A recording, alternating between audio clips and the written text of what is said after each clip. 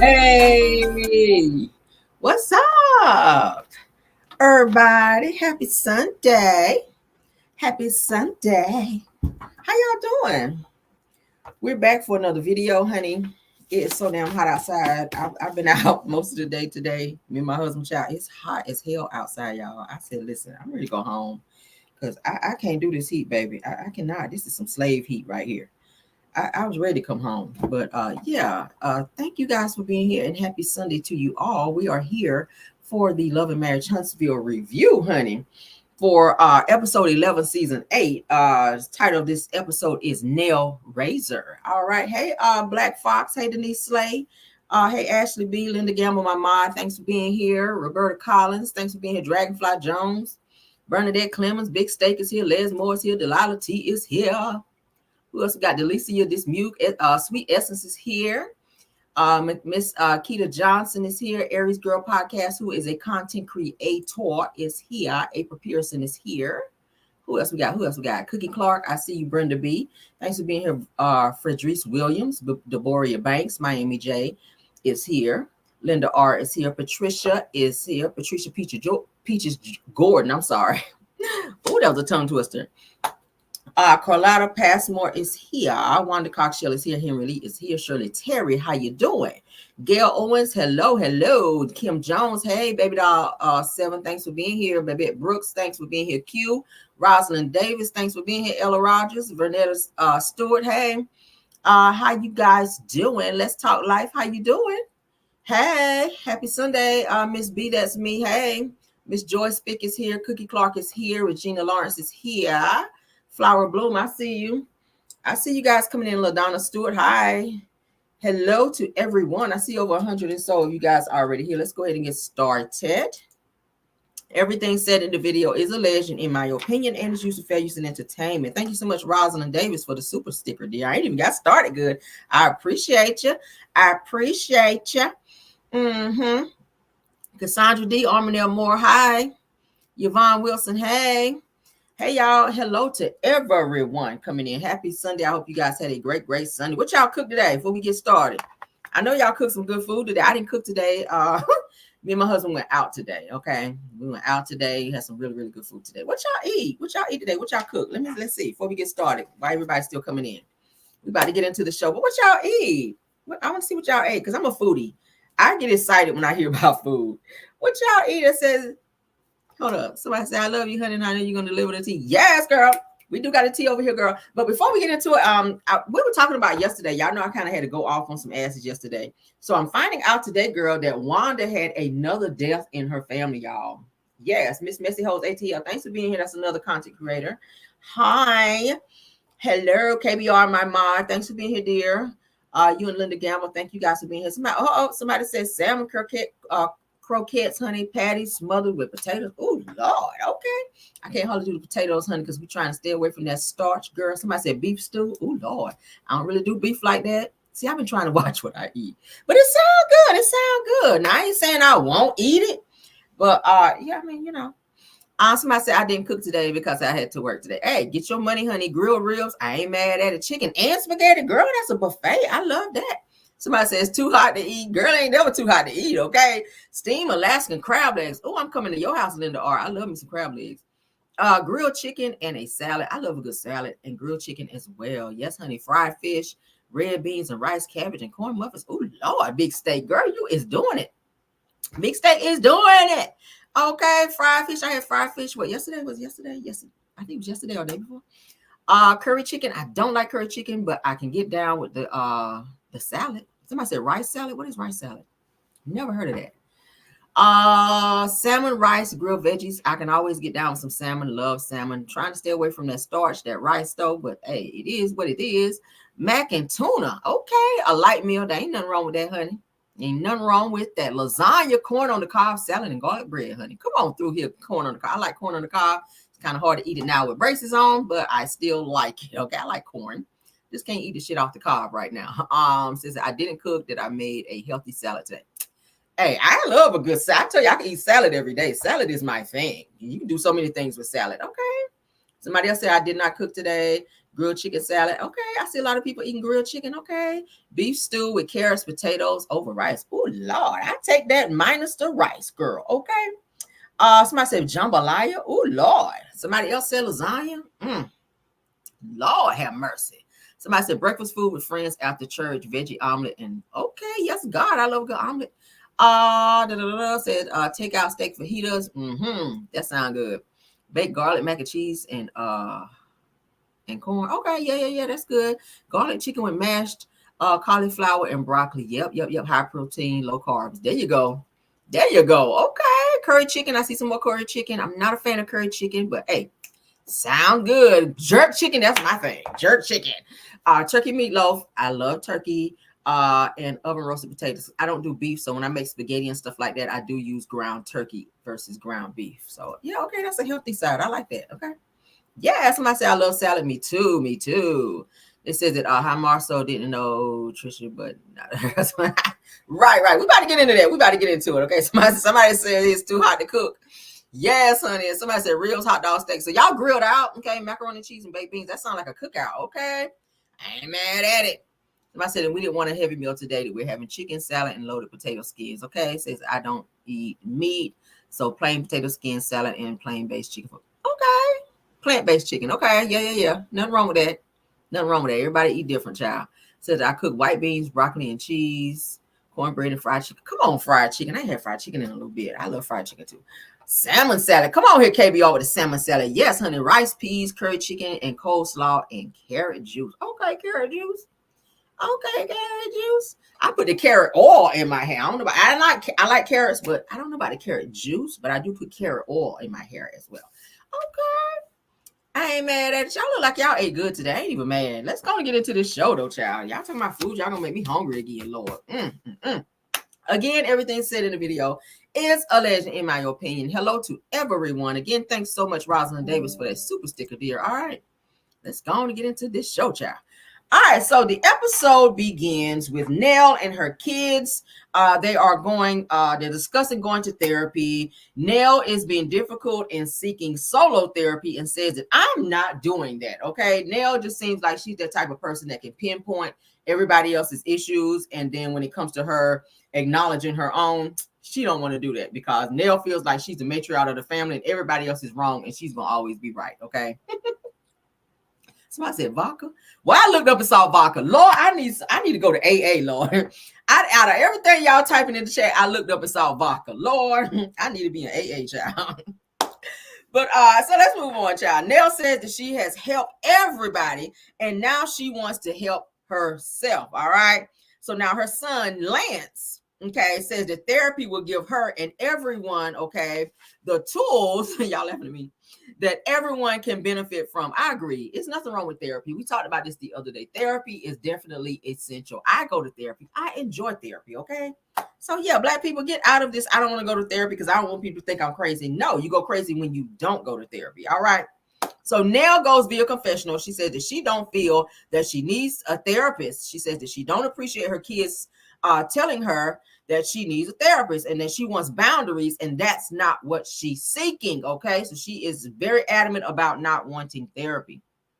Now, Kayla, which is Nell's daughter, says to Nell, she said that Mom just said that you don't think therapy would help us.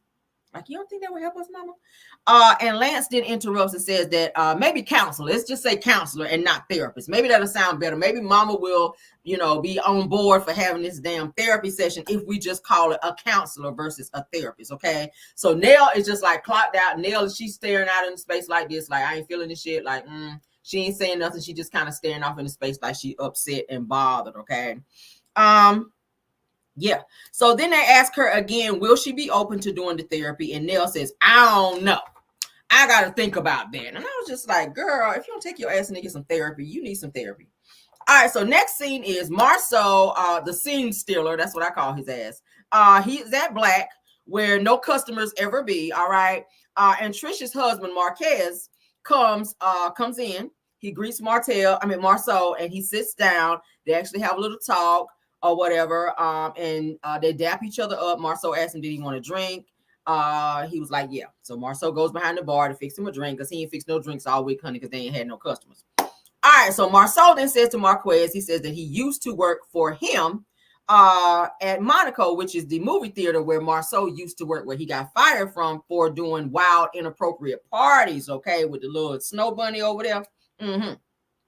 So he says that he called him, meaning Marquez, called him to tell him that he was in town and he wanted to have a conversation with him. So Marcel told him to swing by Black because that's where he was, so that they could chop it up and see what was going on. So Marquez says that that homecoming was the last time that he was actually in town, but only for a short time because he had a little brief situation. Okay, somebody said fine ass problem. He is fine. I ain't gonna lie, he is fine, but he's very problematic. Okay, he's a whole criminal out here.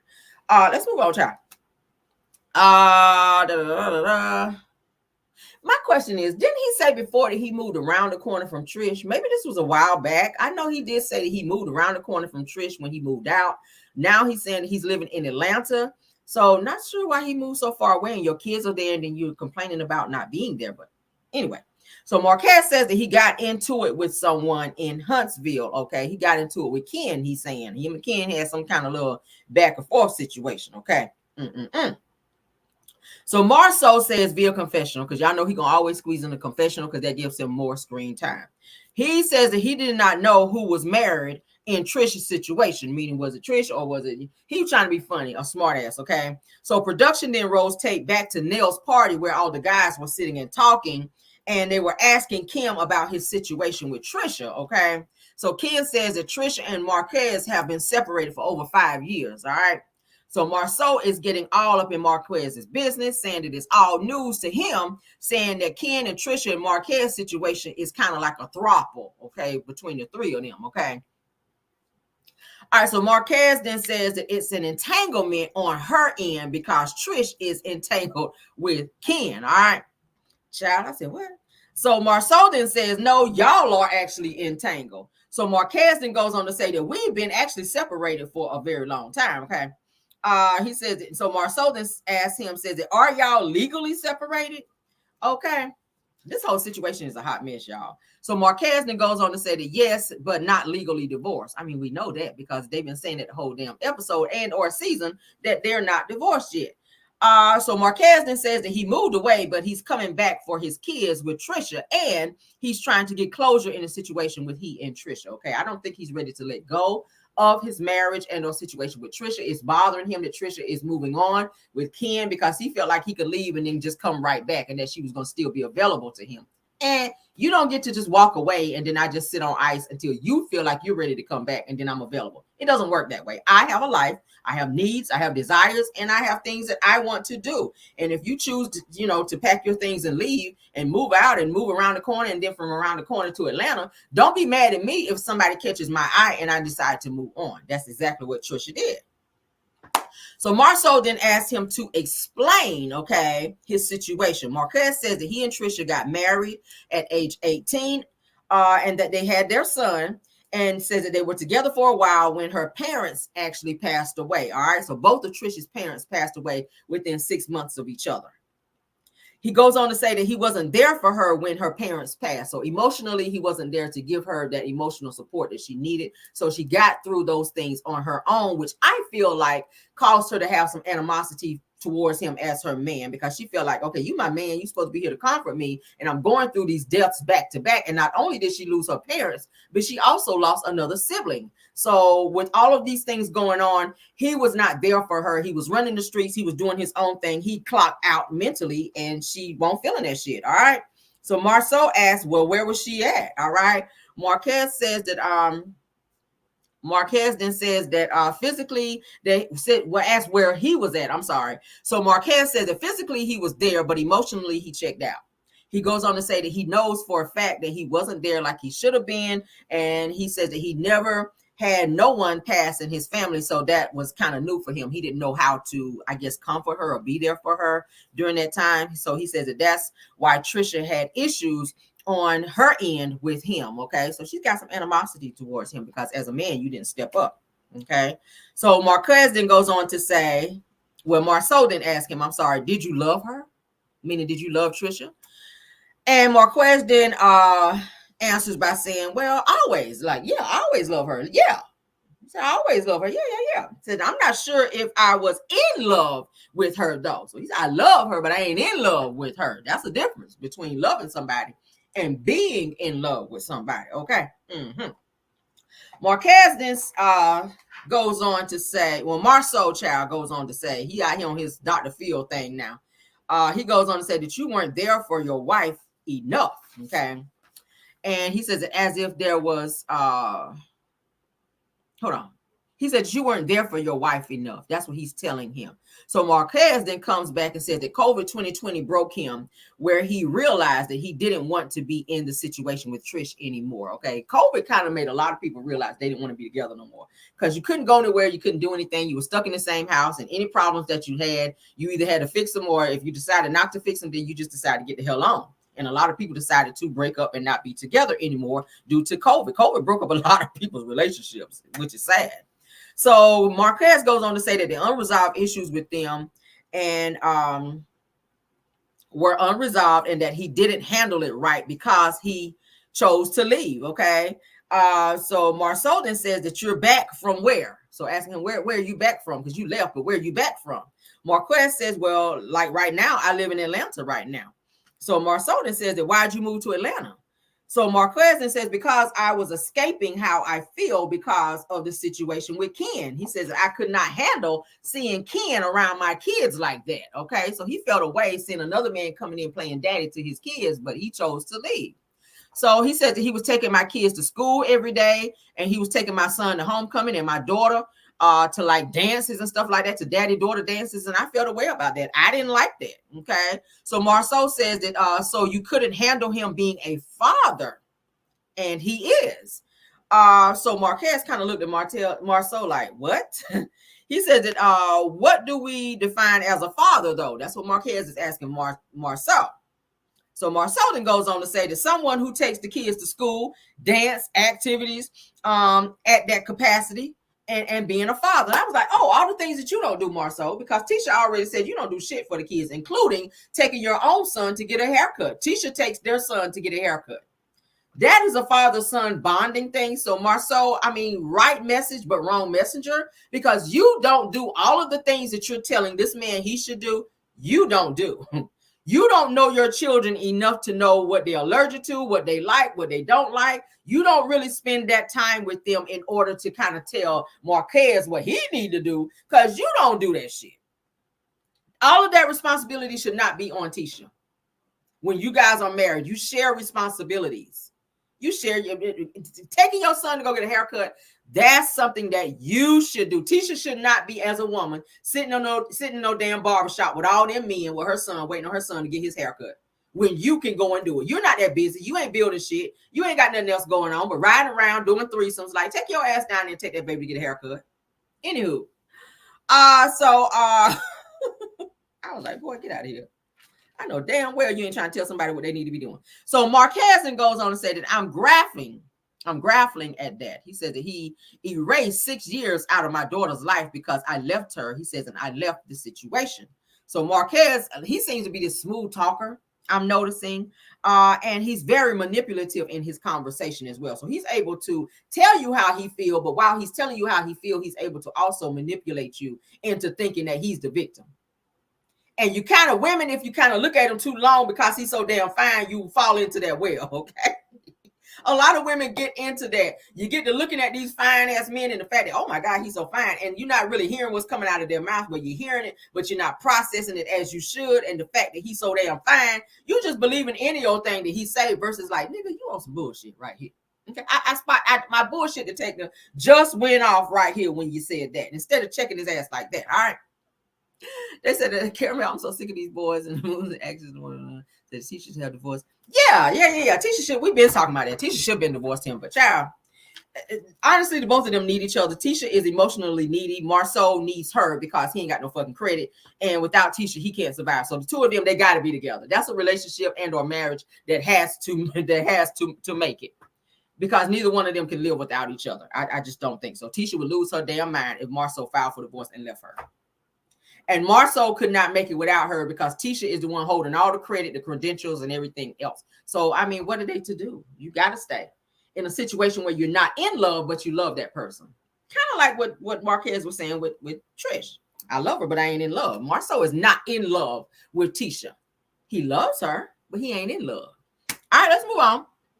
Marquez then says that, how do I get past that and be the father that I'm supposed to be to them? You asking the wrong person that, because he don't know how to be a father. He's just there. Marcel is just there. He don't have to be no damn father. Okay. Marcel then answers by saying that if you leave your household, then you leave your wife and kids. All right. But then you leave your wife and kids when you went to Africa.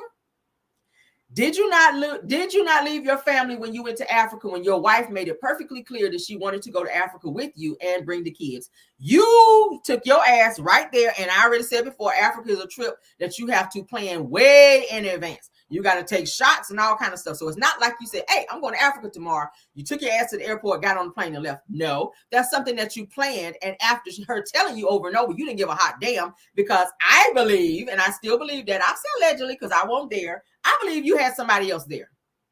I believe someone else went with you on this trip, because Tisha said that at no point in time did she even talk to you the whole time that you were there. And it's so coincidental. You said your phone didn't work, but when you took Tisha, all we saw was pictures and videos from you guys. So why did your phone work when Tisha was with you? And coincidentally, it didn't work when she was not. It gives you had a bitch with you. I'm just saying. It gives that your side piece was with you on the trip, sir. So stop trying to be telling somebody what they need to do and who they left. You left your wife and kids to go to a whole nother continent without them, and did not call to check on them because you had somebody with you. Moving on, though. All right, so Marcel goes into therapist mode with Marquez. Child says that you can't just do it for 6 years and then not do it. Fatherhood is something that you earn. And what did you earn? What did you earn? I mean, yeah, you got the title because you dare.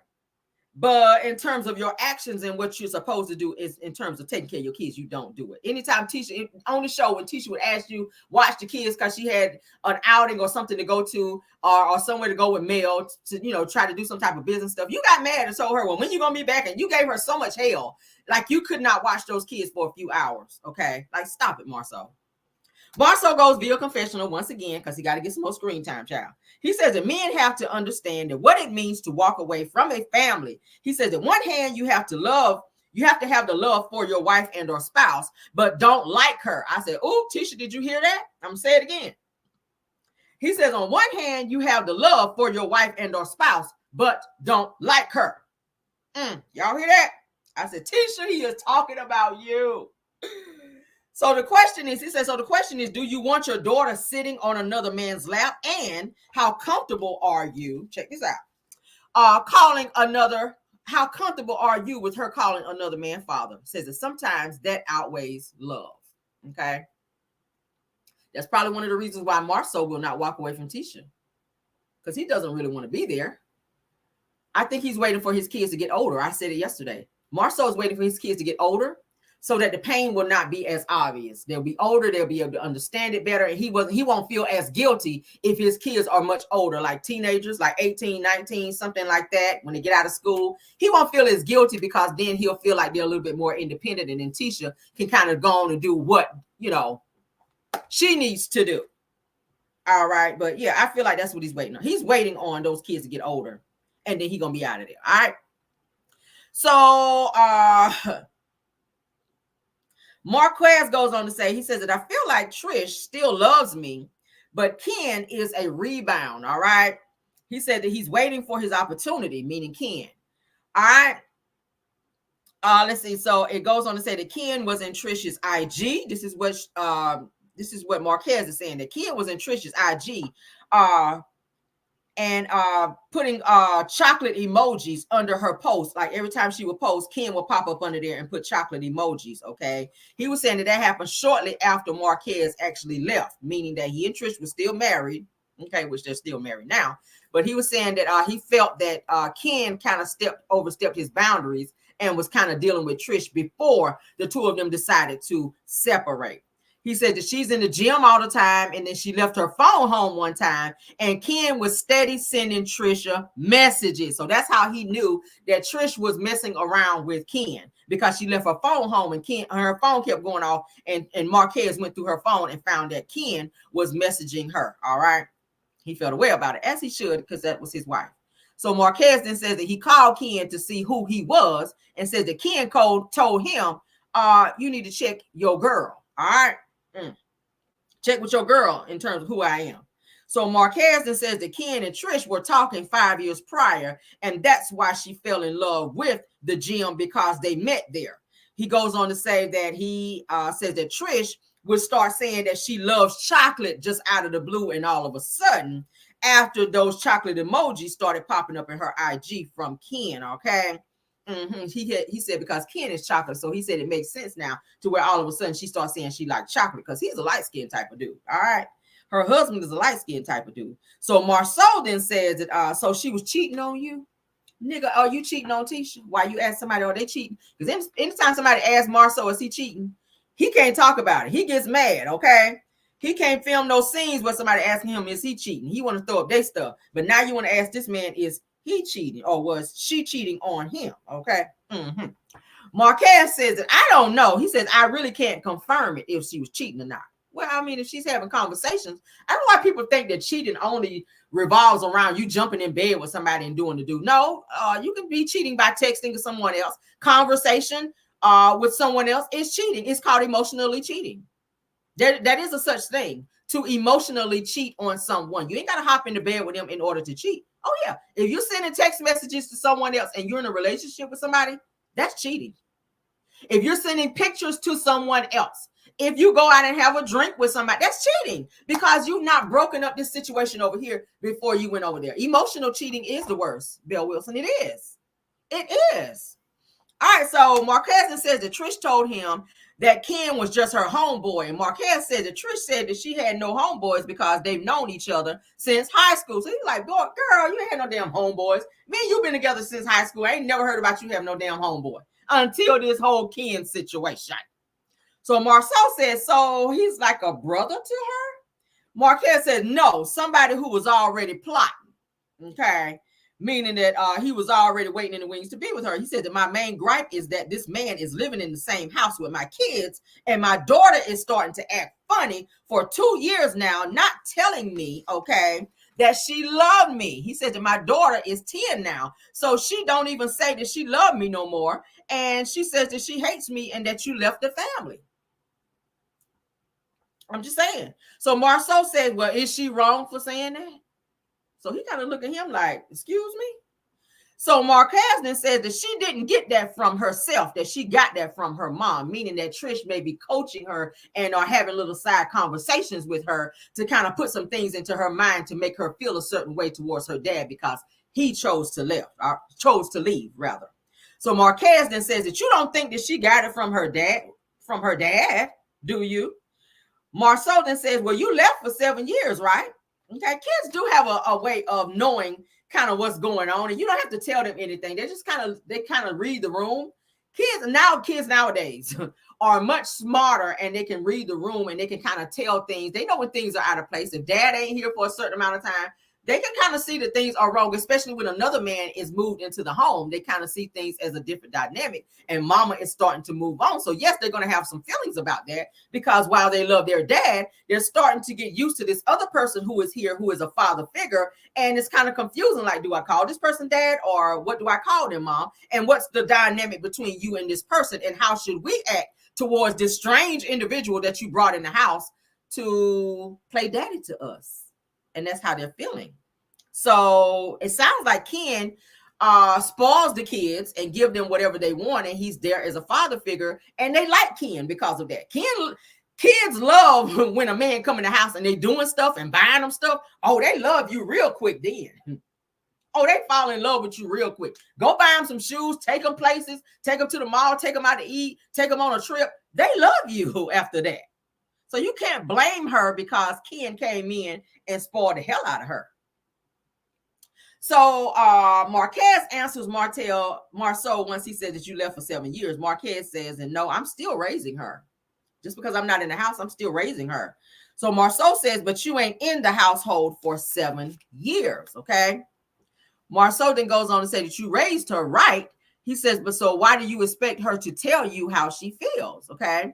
Marquez then goes on to say, because I didn't leave my son or my daughter. He says that I left the situation and I stayed in Huntsville. And he says, I took them to school as well. And I talk to them every day. And even now, I still talk to them every day. But his whole plight is the fact that Ken is living there and playing daddy.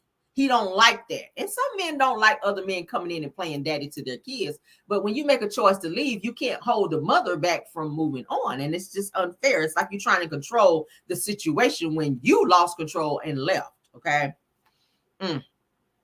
So Marceau says that what's talking to them going to do? After he says, I talk to them every day. Marceau said, well, what's talking to them every day going to do? Marquez says that I still talk to them every day. Like I'm still there. I'm present.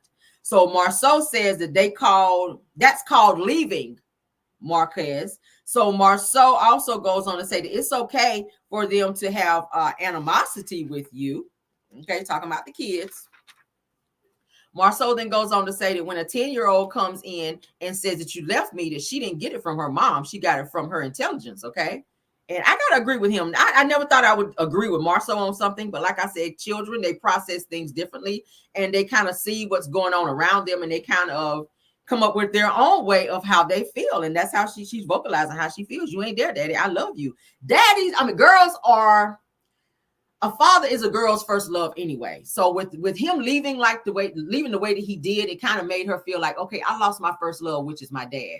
This is the person who I love and that I want to be here. So now that you're gone, I got to re-love and relearn how to love somebody else who I don't know. I like him, but I much rather love my dad and give that love to my dad versus somebody who I don't know. So it's giving that the daughter is a little, I don't know, she's feeling a little perturbed at the fact that she got to start over with learning somebody else when she'd rather it be her father. Okay. Marquez then goes on to say that I didn't handle it the right way. He says that how do I move forward? Says that me and Ken never had a talk. He says that and told my ex, meaning Trisha, that I need to be more worried about my daughter wanting him to be her dad. Now, Ken, I don't think that you should troll him on the fact that you're actually in the house and that the kids actually view you as the father, because that could be an issue. At the end of the day, regardless of the fact that you're moving in, you're buying them shoes, you're taking them on trips, he is still their father. I feel like that was a low dig. I feel like you were kind of trolling him, trying to punk him a little bit in terms of saying what you said. All right. We appreciate you stepping up to be a dad because you don't have biological kids. But bottom line is this man is still their father, and you should not diminish that because he chose to walk away. Okay. I'm just saying, that's just how I feel.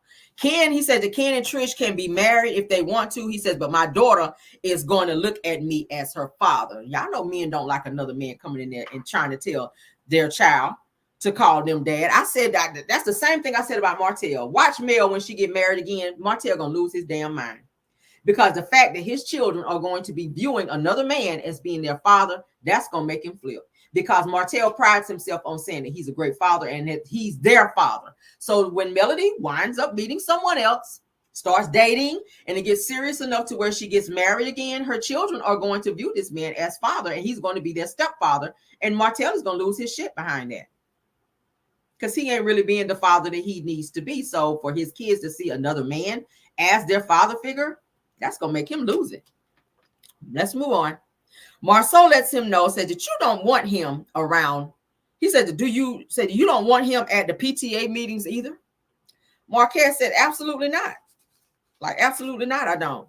Marceau says, so if your daughter has a bad day, she comes home and she's crying and you don't want her to run to him if she's feeling like that? Marquez said, no, I don't. I absolutely do not. So Marceau says, so if she's crying, you want Ken to say to her, call your daddy, versus him comforting her as a father should. Marquez says, no. Marquez said, it's a conflict, okay? Marceau says that that's why you don't leave your kids. Says that, do you want her back? Meaning Trisha. Marquez says, no, I just want to figure out how to co-parent and see how we can resolve it and move forward. So that's what he's saying. He says Marquez need to grow up. He does need to grow up. He's coming off as being a little selfish. So Marcel then goes via confessional again. I don't know why he needs all these confessionals. He says that Marquez is very delusional in his situation. He says that there are some similarities with him and Martell. He said that Marquez is very passive. And he says that Marquez is also like Mel in this situation. How Melody get in this situation, Marcel, when you're actually talking to Marquez? This situation between Marquez and Trisha. How the fuck did you put Mel and Martell in this situation and then sit there and compare Melody to Marquez? Like, shut your ass up. You just wanted an extra scene to get some extra money. That's what it's giving. Why everybody got to have Mel name in their mouth in a scene? Why is that? You have such a hard on for Melody, Marcel, that you just cannot keep her name out of your mouth. If you talk that much about your wife, we might believe that you love her and that you're in love with her. That's what it's given. If you talk that much about your own wife, I might just be convinced that you're in love with her versus Melody. It's given that you love Mel because you can't keep her name out your mouth. And when you're in her presence, you can't stop staring at her. I ain't never seen you look at Tisha the way you look at Mel. Since you want to bring her up, let's be 100. You don't look at Tisha like you look at Mel. Mel come in the room, your eyes light up. And I don't know how to get off topic too much, but whenever Melody walked into Nell's party, he about lost his shit. He was sitting there like, Nell, you're here? I ain't seen you look like that at your wife. You didn't give Tisha that same, I'm just saying, you didn't give Tisha that same look. You was just like, when Mel walked in, it was like you saw Jesus Christ walk in the door, and you were just like, Mel, oh my God. And he gave her a once over, and he kept looking at her. I was like, Anywho, though. So Marcel goes on to say to tell Marquez, he said that he wants to take accountability for leaving, but not consequences. All right. Marquez says that I understand that I messed up. He said, but my issue is Ken coming in and that we never had a real conversation. All right. He says that I need that from him. I need to have a sit down conversation with Ken man to man, because that's something I feel that he owes me. All right. Marceau then goes on to be in his Dr. Phil tirade and tells Marquez that Ken pulled up, or picked up rather, where he left off. He said the Ken picked up where you left off since you left. All right. Trying to be an asshole. So Marquez then says that he has such a hard time with that. So Marceau then says that the first words out of your mouth to Ken should be thank you. He says that does he pay bills there? Meaning at the house over there with Trisha and the kids. Marquez then says, I don't know what goes on in that house. So Marquez then says that Ken has taken the kids out of the country before, and he buys them things all the time. He says that Ken also bought his son a car as well. All right. So Marceau says then that should be the one thing that will make you, when you see him, say thank you, because most men aren't doing that when they're dating your ex. They ain't trying to be going that far to take your kids out the country. That costs money. Buying somebody a car, that costs money. And obviously Ken makes a lot of money. He's a truck driver over the road. So he's making a nice little bag, and he's spending his bag on Trisha's kids. I'm just saying, you should have bought your son a car. If you don't want him doing certain things, then maybe you should step up and do it. If you had a better communication with Trish, maybe you would know what the kids don't have and what they need, so that you can step up, and Ken won't have to be stepping in and doing those things and stepping on your toes and making you feel a certain type of way. It sounds like the breakdown in your communication with Trish is kind of off, to where you don't know what it is that your kids need and or desire from you as their father. And Ken is just stepping up and just doing it and not bothering you. And it's in turn bothering you, if we could say it that way. All right. So Marceau then goes on to say that if you want to co-parent, he says, acknowledge Ken and the fact that he picked up the slack for you. Okay. I kind of agree with that a little bit. I hate to say I agree with Marceau, y'all. I really do. Marquez then goes on to say that he don't have a choice. All right. Marceau then says that he could leave like you left, if that's the case. Marquez then says that he ain't fisting to leave. All right. Talking about Ken ain't fisting to leave. So Marceau then gives him a perspective on how to approach Ken, saying that Marquez should tell Ken, I don't like how you approached Trish while you were married. So he is telling him, look, I know that the two of you were together during the time that we were married. I don't like the fact that you moved in during that time, but thank you for doing what you did for the kids. Marquez then says that I just want to be there for my kids. That's all. So he's still on that. Marceau then goes on to say to have a lot less pride, and then realize that Ken is helping your kids in your absence. All right. I kind of agree with that. Next scene is Nell meets up with Melody at her home. They get ready to have a sit down, a little chit chat. They're going to drink some lemonade. They're going to Mel's backyard to sit down on her back little patio, little setup, which I think is so cute. She has a nice little setup back there. Melody goes on to say that I got us some lemonade and some snacks. I said, are you hungry now? Come sit down. I got some lemonade. They had these cute little cups or whatever. So Mel proceeded to pour them some lemonade in the cute little cups. Nell is admiring the cup. She's looking at the cup like, oh God, these are nice, da da da. So Nell's like, yeah, girl, pour me up some. And they're sitting down and she's just kind of telling Mel how she likes to sit up back there with her little arrangement child in her backyard. So they kind of have small talk when Melody asks Nell, how are things going at the daycare? So, because y'all know Nell owns a daycare. So Nell has on this blonde curly wig, which just kind of threw me all the way off. I'm not feeling this wig, but anyway, so Nell says that they have some type of audit that they got done at the daycare. And then she says that there's a graduation with the kids that go to the daycare that are getting ready to transition from daycare into kindergarten. So she's kind of feeling away because the kids that she's become close to at her daycare will no longer be there. They're going to be transitioning on into school to go to kindergarten. I think that's so cute. I remember my son went to kindergarten. So Melody then asked Nell what brought her by. Like, what brought you by? Like, why are you here, girl? Let's talk.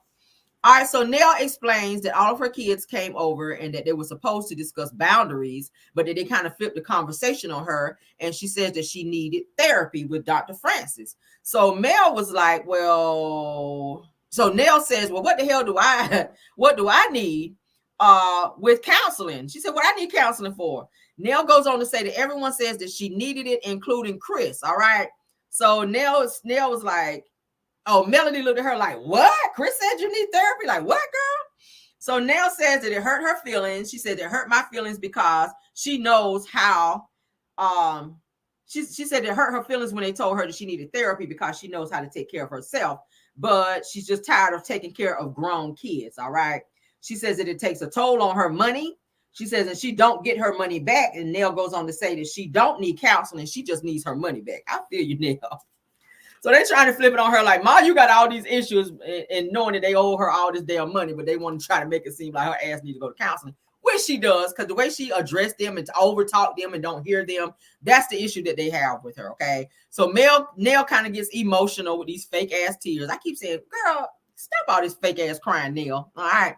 So she gets to talking to Mel, and she's telling Mel about what's going on with that situation. She gets emotional, at which then Mel reaches out to console her. As she vocalizes how she's feeling. So Nell then says that she thinks that she needs to be left alone. I just need to be left alone. Ain't nothing wrong with me. I just want to be left alone. That's what Nell is saying. She goes on to say that she doesn't have the best delivery when it comes to her children. She says, but when she's mad, she's just mad. So Nell says that I probably said some stuff to you too, Mel, that I didn't mean, or that, in an aggressive nature. And Mel said, yeah, you sure did. You absolutely sure did. So Mel immediately agreed with her and was like, yeah, you damn sure did pop off on me a few times. You damn sure did. I was like, damn. So Mel goes on to say that sometimes your emotional thermometer is up, Nell. Okay. Yeah, I know. They said Shannon Doherty passed away. Yeah, I do know that. Okay, thanks for letting me know. All right. So Nell says that she didn't pass her physical most recently because her blood pressure was up. All right. Mel says that I'd be doggone if if I'm gonna be in the grave while y'all out here living while y'all out here living y'all best life. She says that what does Chris think about all of this? That's what Mel is asking Nell. All right. So Nell then goes on to say that Chris keeps how he feels from Nell because she blows up, and that's not healthy. As a spouse, you should be able to have a conversation with your spouse without feeling like they're going to blow up on you. So you're keeping your feelings inside because you don't want that backlash, or you don't want them hollering at you or snapping off on your ass. That's not how it should be. Nell, you might want to bring it down a little bit, because not just your kids are telling you that you have an aggressive nature. Your husband is saying it as well. Chris comes off as being very quiet, at which we've already seen him turn up before on his daughter, Lexi, who is pregnant again, by the way. Did y'all know that? Lexi is expecting another child. But not to get off topic too much, but I feel like Nell needs to dial back a little bit because she is a little too turned up, and I feel like you're raising your own blood pressure over situations that's really not that serious. Okay. She does need to stop yelling. All right. So that's really not good because you're dominating your husband and you're dominating everybody else, including conversations that they're trying to have with you. And it's coming off that you have a little bit of narcissistic behavior up inside you, Nell, that you might need to get out. You're controlling, and it's giving it you a low-key a narc.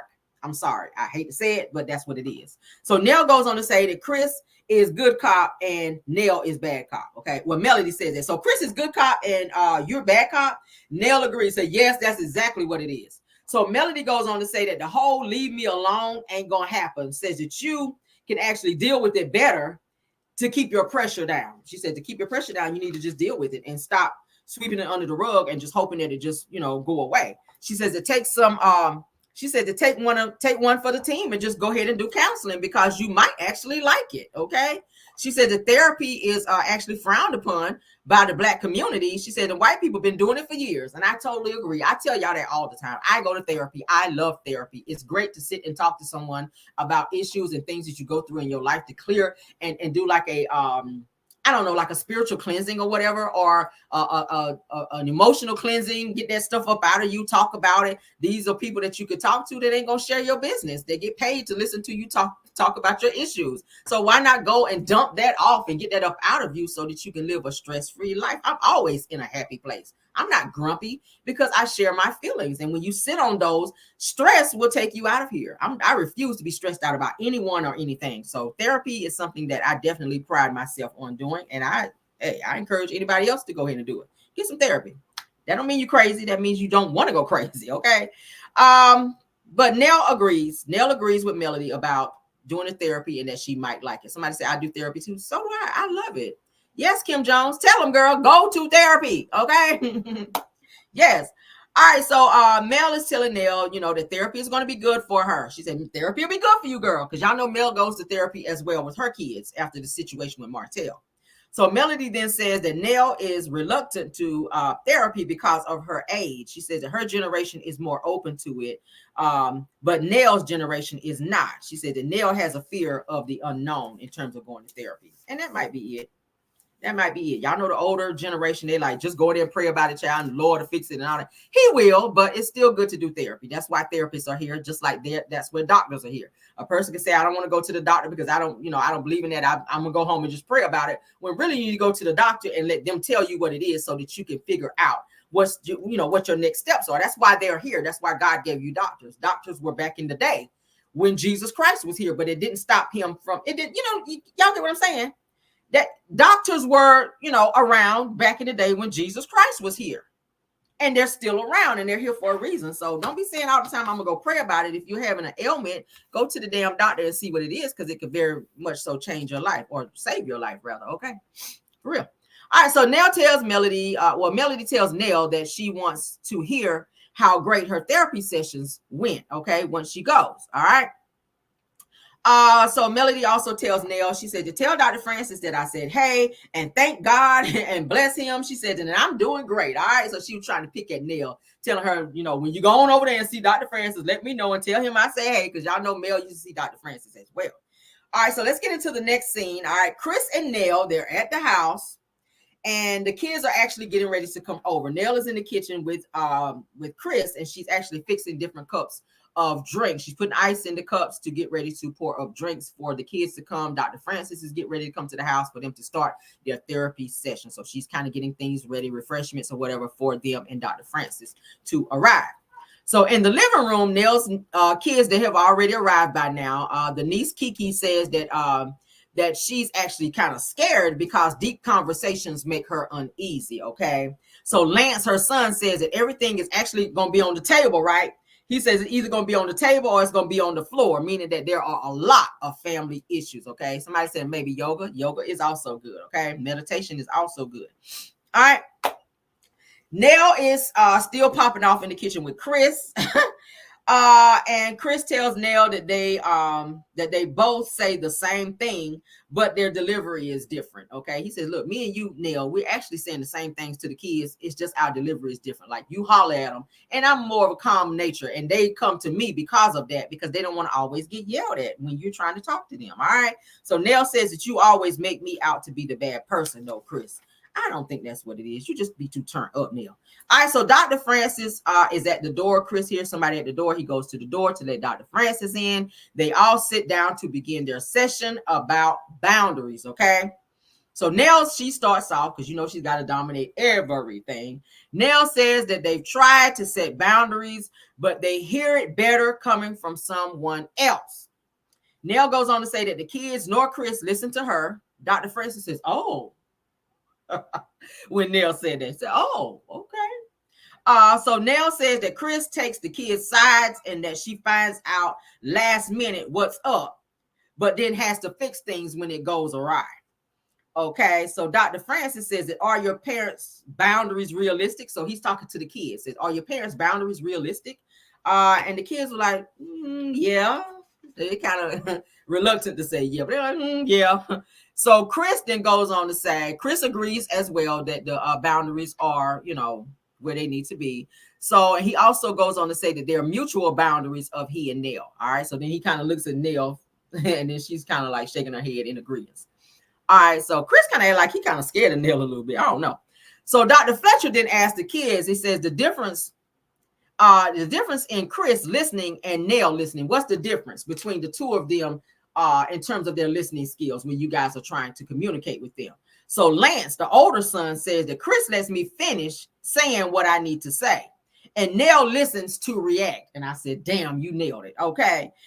He says that her reacting shuts him down, and he said that he doesn't want to piss Nell off, so he just retreats and doesn't say anything. And this is something that's been going on for so long, and Nell has become comfortable in, I don't want to call it bullying, but that's kind of what it gives. She knows that when she starts that yelling and she gets loud and her voice kind of elevates, that her kids are going to shut down, that Chris will also shut down. So that is her way of having her way and or controlling the situation and or atmosphere when she does that. And the kids don't want to disrespect her, so they just kind of retreat and they just kind of go into their shell and allow her to be this individual so that they don't get yelled at.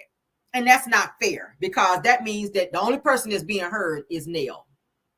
A conversation is two people talking. So if you're talking and you're waiting to be able to jump in to say what you got to say, that means you haven't heard what I had to say, because you're processing in your mind of what you want to blurt out in order to appear to be right, maybe. Have y'all ever had a conversation with somebody like that, to where you're trying to talk to them, but they can't wait until you get out what you got to say, or right before you get done saying what you got to say, they overtalk you so that they can get out what they want to say because they want to appear like they're right, even when you're trying to. Yeah, that bothers me. I don't like that. I don't like for a person to overtalk me, especially when I sat quietly to listen to what you have to say. And then as soon as I get ready to say what I got to say, you overtalk me. That pisses me off. And that makes me go off. Okay. So Nell jumps in. Coincidentally, while Chris is talking, while Lance is talking, Lance is not done expressing how he feels. Nell jumps in, overtalks him, takes over the conversation. She interrupts him, and that burns Lance up. And he kind of looks at Dr. Francis and Chris like, see, this is what I was talking about, okay? Dr. Francis, Nell says, Dr. Francis, no disrespect, but I be done told they ass, and I told you so. And and that's why we're here. I be done told my kids, I told y'all so, and this is how the shit was gonna be, and that's why we're here. That's why we're in this place. So Dr. Francis' face is like this, like, hold up, what? Like what? You couldn't wait for your son to finish saying what he had to say, so you had to blurt that out because now you have a need to feel right. Somebody said it is bullying. I didn't want to call it that, but that's low key what it is. It's bullying, because you know they're not gonna challenge you because you have that aggressive nature. And they know they can't disrespect you, so you do that to them to punk them down from allowing them to be able to express themselves, and that's not cool. So Dr. Francis looks at Nell like, wow, this is deep. So Nell goes off. She's still going off. She's taking over the session. She's loud. I was like, damn, Nell, calm down. Dr. Francis then, when he had a chance to talk, he addresses Nell being disruptive and not letting Lance get out his feelings, and I was glad he did that. So he gives Lance a chance to talk to Nell. And then Chris kind of moves to another, not Chris, but Lance moves to another seat to where he's sitting directly adjacent to Nell so that she can kind of hear him and that she can see him as he's expressing how he feels. All right. So Lance says, you listen, Mom, but only to respond. Then you flip a switch. And that's not cool. So Nell says, you think I don't get ticked off? So she's still on 10. Why? I don't know, because nobody is yelling but her. She's still way up here. She on 10, they on 3. All right, so Dr. Francis, he frowns at Nell like, damn, Nell. Everybody at this point is just like over it. But Dr. Francis, his facial expressions tell that like it's a problem. It's a serious problem because his face at this point is scrunched up. So Nell says, if I told you so, then why do you do what I told you not to do? And she's just in that mode. I said, wow. So Langston says, if I go to Dad first, then don't question me, Mom. That bothered Nell. Nell said, well, then keep going to him. What he gonna give you then if you going to him? I was like, girl. Lance said he's gonna listen. So Nell then says, good. The next time, let him pay all your stuff too while he's listening. I said, well, hot damn. So Nell and Lance are kind of going back and forth in conversation, okay, about them feeling more comfortable going to Chris versus her. Dr. Francis is in wild mode because Nell is acting a fool at this point. Like she is on 10. She's challenging Lance. She's yelling at Lance. She is on 10. Okay. And that was not warranted. So Lance is trying to speak. Nell is still over talking him again. Totally out of order. And Dr. Francis just told her about herself. She don't give a damn. She went right back to over talking him. So Nell then yells at her niece and says, usually when I tell your ass the truth, right? So she's trying to get her niece Kiki to agree with her, at which her niece kind of points to Lance and says, yeah, but you're talking to him, Mom. You're talking to Lance, not me. Like, I ain't in this yet. They ain't asked me to speak yet. You talking to Lance. So she pointed to Lance like, direct that yelling and that attention back over there to Lance, because I ain't in this shit yet. I was like, yes, honey, tell her. So Lance then says, before I finish speaking, you got something to say, Mom. So Nell then goes on to say, because I've been done told you already, and you rather talk to your dad, so talk to him. She like that, y'all. I said, shit. So then Lance says, if I knew that, then I wouldn't come to you. All right. So Dr. Francis says to Chris, so they actually come to you to escape her wrath, right? So Nell then kind of looks like, all right, Dr. Francis, like, don't make me yell at your ass too. Like, Nell is on 10. She looked at Dr. Francis and she had like that look in her, like and she had that look in her eye like she was ready to snap on him. So Chris agrees with Dr. Francis and says, yep, pretty much. They come to me because they don't want to receive her wrath. Nell rolls her eyes and then shakes her head at Chris. And then she kind of looks to the side like, she's on that. I said, oh, child. Attitude, child. Attitude. So Dr. Fletcher says your kids have to decide which parent to talk to satisfy the need that they have, right? So Dr. Francis is talking when Nell interrupts him and overtalks him as well. And then she places the blame. Then she plays the blame game of she has this whole woe is me attitude when Lance said, did you not hear Dr. Francis just say what he was saying?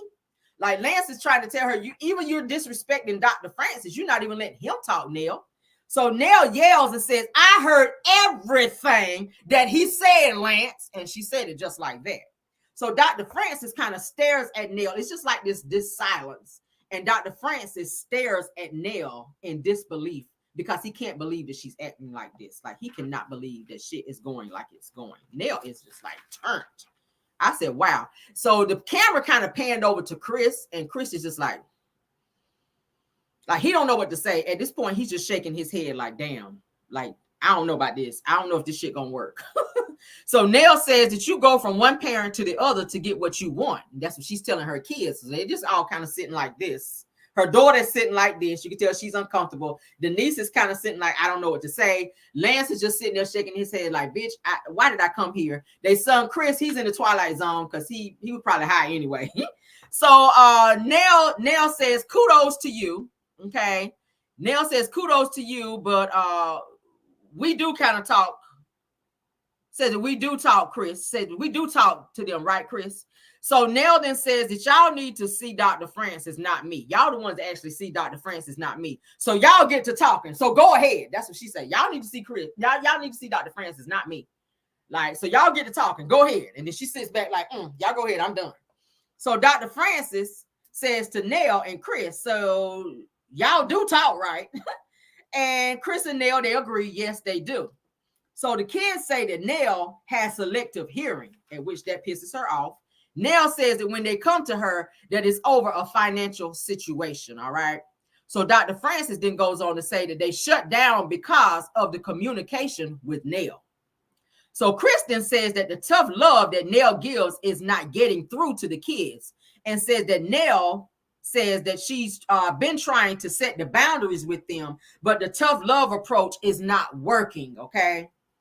So he says that via confessional, of course, because had he said that in front of her, that would have been some mess. So Dr. Francis then goes on to say that Nell is very loud, okay, because she's really hiding that she's delicate inside, okay? And most people who are real rah-rah like that be the first ones to cry. I've noticed that about people. The people who be on this right here, thinking they're telling you off, that's the most, that's the loudest in the room and the most turned all the time and think they always telling you off. Those be the first ones to cry if you back them into a corner. I've noticed that, okay? I've noticed that. I have a friend that's like that. She's real rah-rah, but when you really get on her ass, she start crying. I'd be like, where are these tears coming from? Why? I thought you were here. Why are you here? Why are you doing this shit when you were here? I need you back on this. But anyway, child, Dr. Francis then goes on to say, he tells Nell to give the kids a sentence of one thing that she really admires about them, all right? So he helps her up out of her seat because he wants her to stand up in front of them and address them as she speaks to them, okay?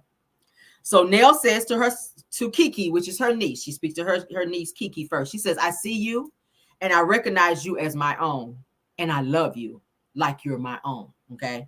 So her niece, she kind of nods in agreement, and she moves on to the next person, which is her son, Lance, all right? She says, Lance, she says, it's me and you against the world. She says, before anyone else came along, it was just you. So he's her oldest.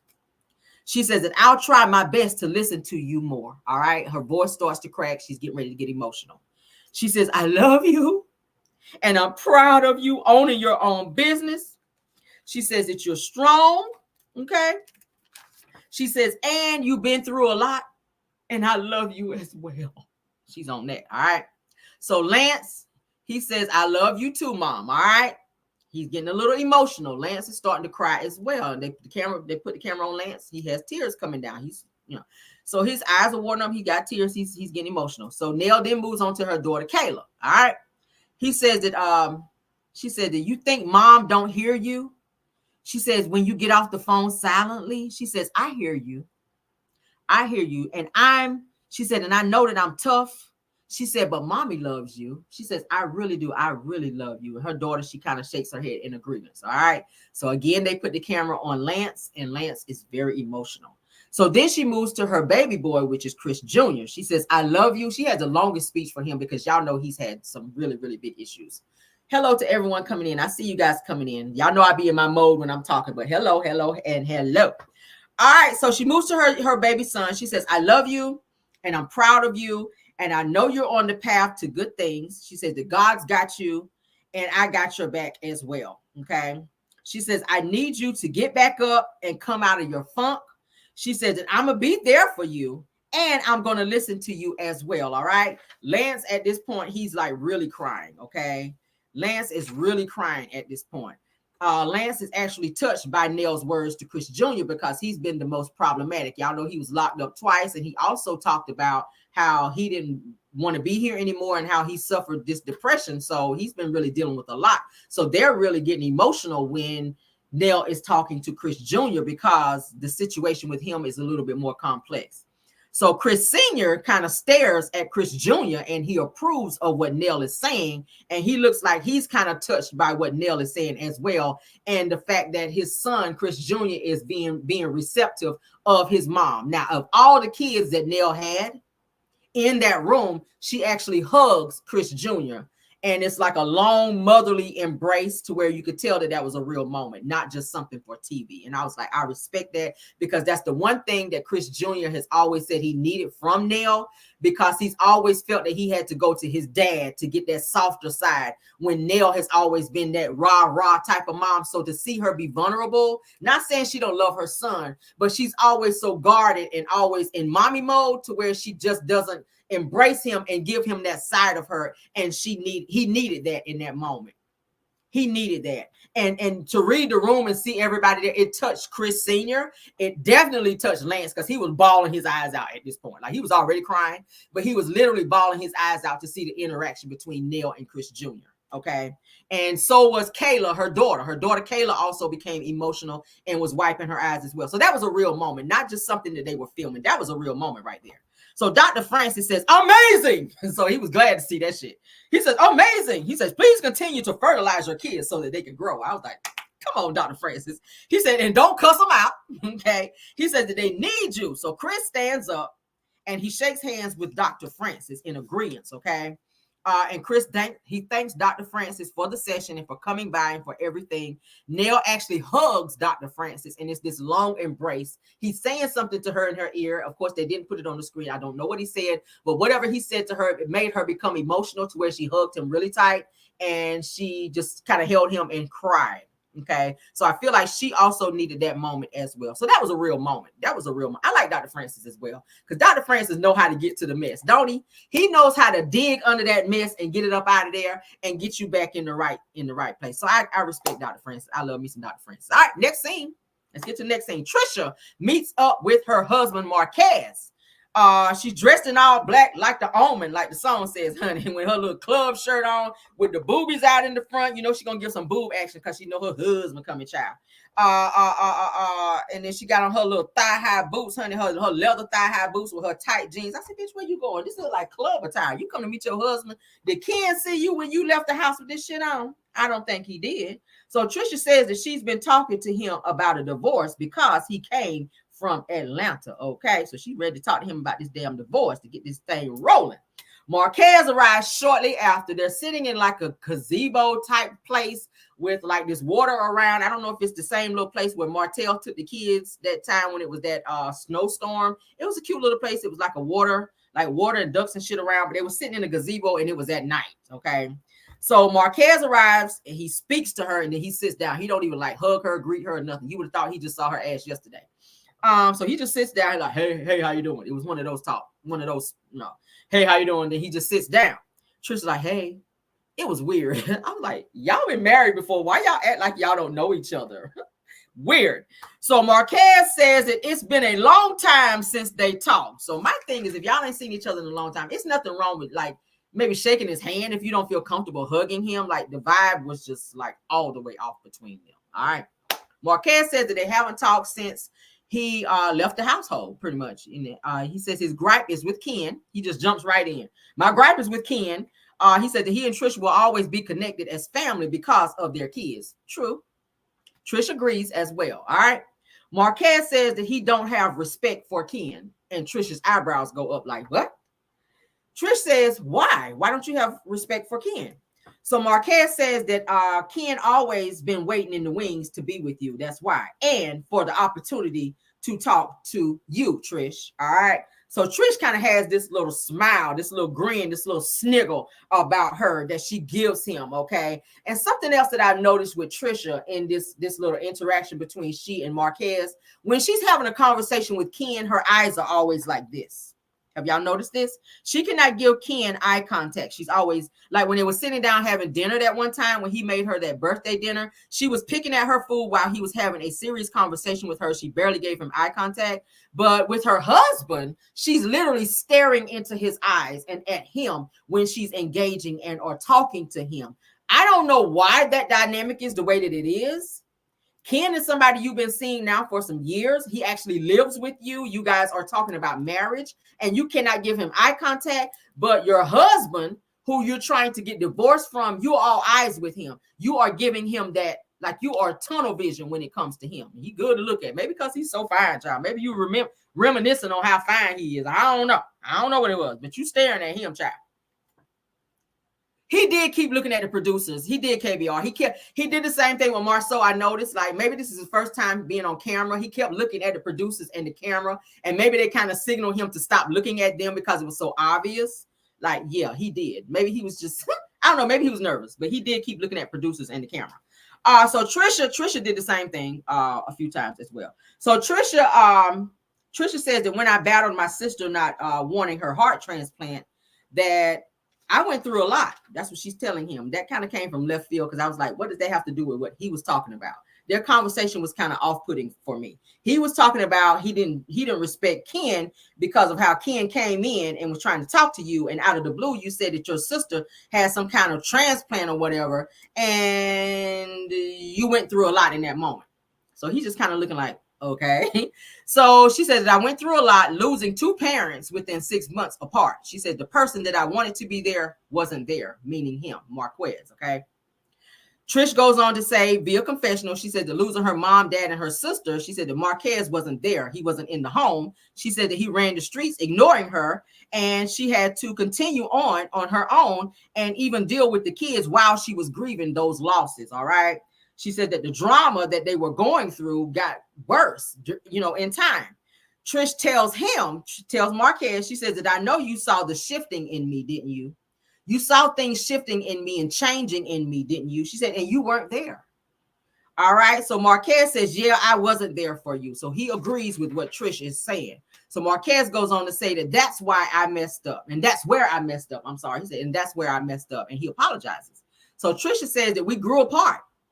She said that we have different goals in life and that we never came together on any of those things, and we just could not fix us. Okay. So he's just kind of staring kind of at the floor at this time. He's kind of shaking his head in agreement with what Trisha is saying. So then Marquez says that now you're with Mr. Muscles and you feel in love with the gym now. Okay. He do not like Ken, y'all. He does not like Ken at all. So he goes on to say that he started with the chocolate emojis in your IG. He says, and then I asked you, who is this? He said, and then you said, oh, that's my friend or my homeboy. He said, and you never had no homeboy since high school. So he won't buy in that because he felt like Trisha was lying to him because she was sneaking off and seeing Ken at that time. He says, and we were married and you turned around and gave him your phone number during that time. I said, oh, Trish, you a little hot box out here, girl. Now, Martell done talked about you done been in his house several times. Now, your husband sitting on national television talking about you done gave Ken your damn phone number during the time that you were married to him. It's giving you a little hot box. And them quiet ones always be the ones that surprise you. Don't be trying to act. She be trying to act like she's all innocent. Those be the ones. She probably the biggest freak on the show. She is probably the biggest damn freak on the show. Little Miss Chinny Chin Chin. Yes, you are. All right, so Trisha says that it was years after she separated from Marquez that she gave Ken her number. So she's responding to Marquez saying that Trish gave Ken that damn number. So she also goes on to say that Marquez makes it seem that Ken and Trish were doing things while they were married, but they did not. She said that Ken was her motivation as far as the gym. And then they show pictures of the two of them where they worked out. Bodies were bodying. Ken's body is like bodying. Trisha's body was bodying. I'm talking about flat stomach. She had the six pack and all that. Like she was very much so toned. I was like, okay, guys, get up in there and do that. So she said that now Marquez is just making excuses. So that's what she had to say via confessional. All right. So Marquez then says that he got Ken's number and then he called him and said that he told Marquez, you better check your bitch. So at that point, Trisha says, he said that? And Ken and Marquez said, yeah, he absolutely did say that. And then he said that I need to be worried about him because his daughters, okay, is calling him daddy. And I don't agree with that. Ken, I don't agree with that. I don't agree with that. So why you telling Marquez you need to check your bitch and then turn around saying, and that's why your kids is calling me daddy? See, he was on some snake shit. And if that man would have punched you in the face, then that's just would have been what your ass deserved because you was on some other shit. But anyway, Trish says that that was out of anger, that Ken said and did that out of anger. So Trisha also said that she wants Marquez to have a one-on-one with his daughters and ask her why she actually stopped talking to him. Marquez asked why his daughter is calling Ken her dad. He wants to know why is my daughter calling Ken her dad when she has a dad. All right. Trish says she does not call Ken her dad. All right. So Marquez says that he went to the school after Father's Day, and he says that a lady at the school confused him with Ken by saying that his daughter referenced Ken as her dad. So Trisha says that was nothing, that has nothing to do with me in terms of her doing that, if she said that. All right. So Marquez then asked, well, how did that come about? How did that come about to where she's confusing me in terms of, or confusing Ken in terms of being her dad versus me? She knows who her dad is. So Trish says, because Ken is there all the time. Marquez says, but we're still married though. All right. So Trish looks kind of dumbfounded, like this. So then Trish goes on to say that that's what we have to resolve. Okay. Meaning that the paperwork needs to be signed. All right. So she used that as a moment to throw that in there when that's really what they came there for. She's like, look, I don't want to talk about this shit about we're married and why the kids calling Ken dad. Let's talk about this divorce and when we're going to get the ball rolling on this, because I think it's clear that the two of us have grown apart. So Marquez looks like, wow, this is what you're doing. Okay. And he kind of has that look like he wants his family back, but Trish is not. She's not on that page. Clearly, he acts like he wants his family. Trish does not. So Marquez says that he says that this shit is tough. He says, and I hate seeing this dude with my kids, man. I really hate that. So he just keeps saying that. He said, I hate seeing him in the house. I hate seeing this man in the house with my kids. He said, and everything that I feared actually came true. So Trish says, what did you fear? Marquez says that having another man come in and take care of my kids. So Trish acknowledges his feelings, and then she kind of just sits there and stares at him like, okay, but you left. Okay. So Marquez says that I don't know Ken, never spend time with him. He goes on to say that my kids don't deal with me. He says, and then he moves in the house and playing daddy with my kids as if he's their father. He says that we ain't moving forward until me and Ken have a real conversation. All right. So Trisha says, okay, well, you guys have a conversation then. All right. So Marquez says that, and not on no animosity or no rah-rah shit either. He says, I mean, man to man, and I need to say what I want to say and vice versa. He says, and take out all the testosterone and all that shit too. So Trish says that Ken actually is a big teddy bear. All right. She says that regardless to all the muscles, like he ain't on that type of mess unless you push him. Trish says, unless you actually push Ken, then he's actually cool. And that he don't be out here trying to be on that. Okay. But you got to push him, and it takes a lot to actually push him there. So Marquez says, well, moving forward, we need to figure out how we're going to co-parent. And that's what we need to do. So Marquez also goes on to say that he and Ken got to fix it because he ain't going nowhere. Okay. He said, and I know Ken ain't trying to go nowhere either. So Trisha says, I agree. So Ken then comes back and says that he wants Trisha to pay half of the filing fee for their divorce. Trish is upset by that. She is mad because she wanted him to initiate and or pay for it. So she's mad, like I said, and then she said, I ain't worried about it. The audacity, she says in her confession, I ain't worried about it. The audacity of him to ask me to pay half of the filing fee, like he should have did that, but I ain't worried about it because I'm going to get Ken to do it. So she's going to ask Ken to pay for half of the filing fee for her divorce. I said, ooh, child. So Marquez says that I'm going to head out. I'm going to see you later. He stands up. He don't even greet her. It's so informal. I was just like, what the hell is going on here? He stands up. I'm going to head out. All right, I'm going to head out. So he stands up and just walks the hell off. He don't greet her. He don't shake her hand. He don't say, I'll see you later. None of that. He don't walk her to her car. Because mind you, this is at night. He don't walk her to her car to make sure he gets to the car, make sure she gets to her car safely. She just kind of sits there and just kind of stares at him walk away while he just leaves to go to his damn car, and she just sits there. I said, damn, that's so fucking disrespectful. As a man, at least walk her to her damn car at night to make sure she get in her car and get off, and then you leave. So the way he got up and just left just says to me that they had like a very much so disconnect in their relationship to where he didn't even stick around. I was like, damn. So there what else? Okay, yeah. So like I said, she just sits there and she just watches him walk away, and the episode ends there. Now, I will rate this episode. I'll give it a 7. I will give it a 7, and that's all I can do. But the episode actually ends there. So it's going to pick up where Trish is actually, her ass probably still sitting in the park to this day. She probably still sitting in the damn park. But anyway, that's where the episode ended, where she's sitting in the park watching him walk away versus him walking her to her car as a man supposed to do. All right. Next episode. Let's get into what's going to happen next episode. Next episode seems like it's going to be a little more upbeat. All right, so the next episode where Stormy is actually going to be telling Courtney that Martell told her that Trisha came to his house a couple of times. Courtney seems like very much so surprised. Courtney is floored and like, oh yeah, for real? Oh wow, he's on that. So next scene is Martell is at home in his bathrobe. Okay, Destiny is there with a glass of wine. You can tell it's at night. That whole dynamic and exchange seems weird. This is the second time we just saw Destiny at Martell's house and he got on the damn bathrobe. All right, weird. But Martell tells Destiny that he, Chris, Sonny, and Moses met up at his house to possibly either rent and or sell the house to them. Destiny sits there wide-eyed like, excuse me? Like what? You met up with them? So Martell was like, yeah, you know, it was really all business. Like it really wasn't what you think it is. It was just business. It wasn't nothing. So Destiny, she's feeling a way about that because she in her mind feels like Martell is her friend, and why you commingling and finagling with Sonny and Moses up over there, and why you trying to help them find a house. So Martell was like, yeah, it ain't even that. It ain't what you thinking. And actually, Sonny and Moses is cute. Cool. That's what he's telling Destiny. Destiny sitting there like, whatever, because you know how she feel about him.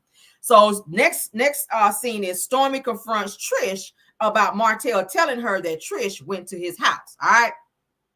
Trish says, who, me? And then she has like this little stupid laugh whenever Stormy asks her, did she actually go to Martell's house? So she's sitting there laughing with this stupid grin on her face. Who, me? Who, me?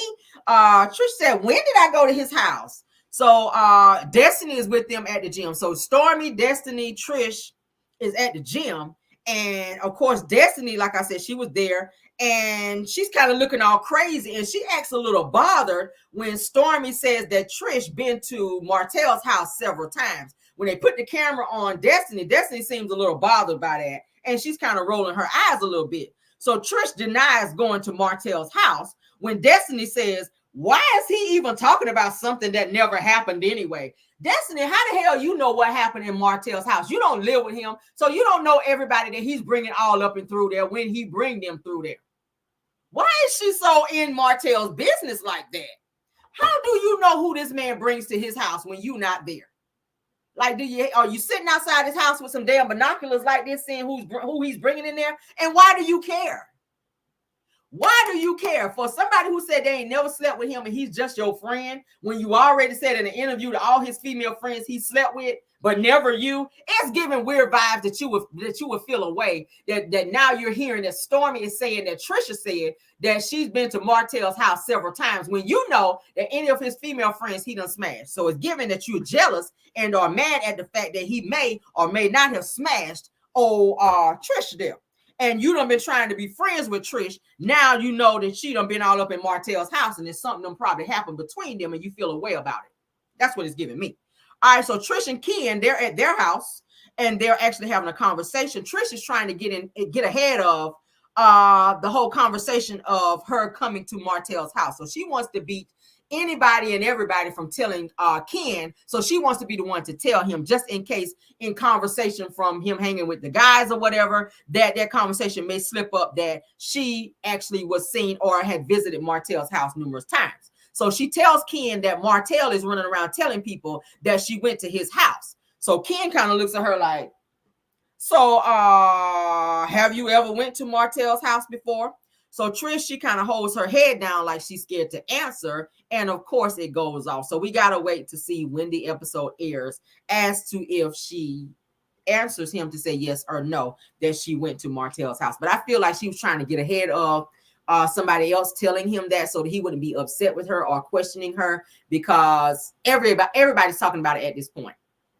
Stormy's running around telling people, and now that Destiny knows, and she knows that Destiny runs her mouth a lot, it's going to get out. So she's trying to get ahead of someone else telling Ken that Martell and Trish had some interactions, probably. Because my thing is, when they say you've been numerous times, I don't know what you got to come over there that many times for if you're just having a conversation when all you got to do is pick up the phone.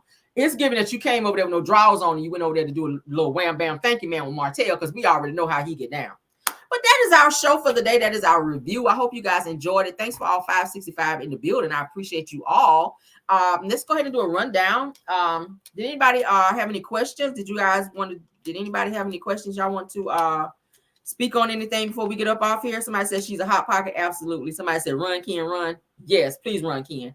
Let me just go ahead and thank my content creators for being here. Just the tea, please. If you're here, thanks for being here. It's Chrissy time. I definitely got to thank you because the last couple of times I did not thank you if you're in the building, ma'am. Girlfriend Chronicles, thank you. Aries Girl Podcast, thank you for being here. Truth TV Podcast, Purple Unicorn, Chronicles of Kim K, Dear Retalk. If you guys are in the building, thank you guys so much for being here and supporting the channel. All right. To my mods, thank you, Linda Gamble, Bill Wilson, KBR, and Tyra Daniels. Okay. Thank you all for modding for me tonight or today. I really appreciate you guys for doing such an awesome job. Okay. Messy Hoes Atlanta, thank you for being here. Let me add you to my list too, because I don't want to leave nobody off, y'all. That really that bothers me when I leave people off, because I really appreciate you guys coming over. All right. Let me add to my little list, y'all. All right, gotcha. Miss Hoes Atlanta, thank you for being here. She's also a content creator. All the names that I named, guys, please go over there and check them out on their channels, run their likes up, and support them as well, okay? Again, I appreciate you all for being here. To my Caramelians, love you guys down. Thank y'all for supporting as well. Please don't forget to hit the like button if you enjoyed the video. If you dislike the video, you can also hit the dislike button because that counts as well, all right? Also, go ahead and subscribe to this channel so you'll be privy to any and other content that we put out on this channel, all right? Love you guys down. Let's get out of here, honey. I got some good music for you guys. So y'all can twerk on up out of here. Enjoy the rest of your Sunday. Car Chronicles is tomorrow. I'll be sitting right here in my favorite chair, and I will see you guys then. All right. Bye.